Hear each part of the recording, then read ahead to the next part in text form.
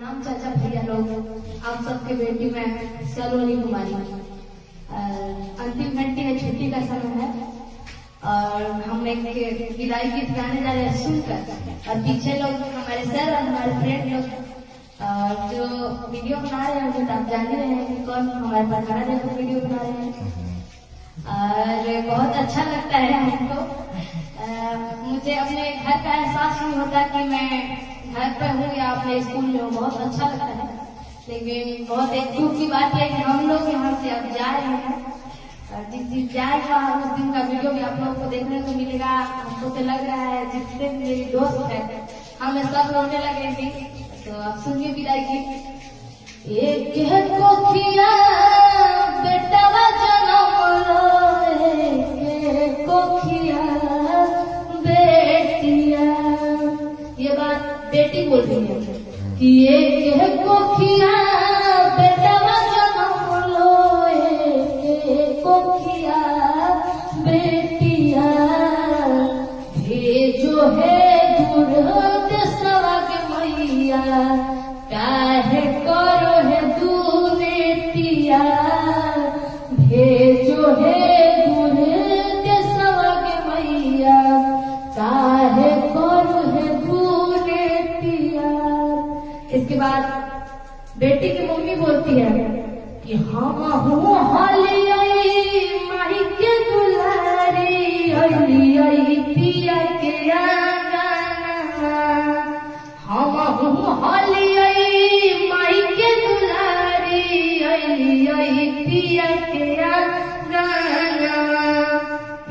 है विधि के विधानवा के बेटी करे लगे दो दाना, है विधि के विधानवा के बेटी करे लगे दो दाना, होते बिनु सारा देवी दोसरा घर भेजाई के गरा बोलई कही कही माई के। ये बात बेटी बोल रही है। होते बिनु सारा देवी दोसरा घर भेजाई के गरा बोलई कही कही माई के। होते बिनु सारा बेटी हो जाएगी पराई के, हमारो से बढ़ के मनी है सासू जी के माई के। ये बात बेटी की माता बोली है।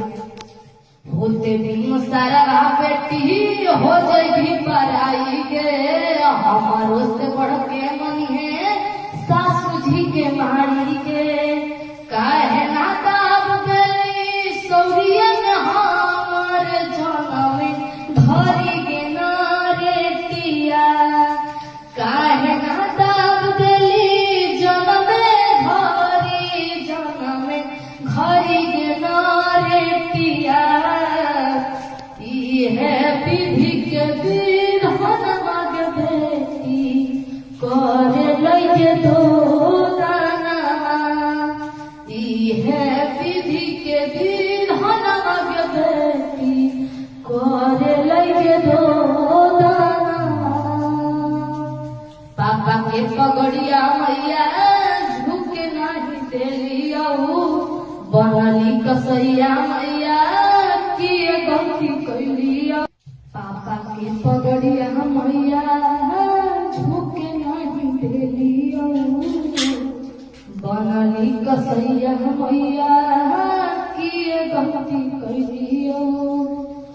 पापा के पगड़िया मैया झुके नहीं देलिया, बनली कसैया मैया किए गलती कैलिया।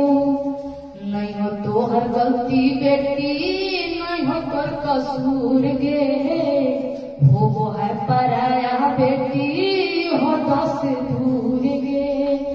जैते रहतौ भेंट कर बेटी भैया तोर गे सचिना, जैते रहतौ भेंट कर बेटी भैया तोर गे सचिना,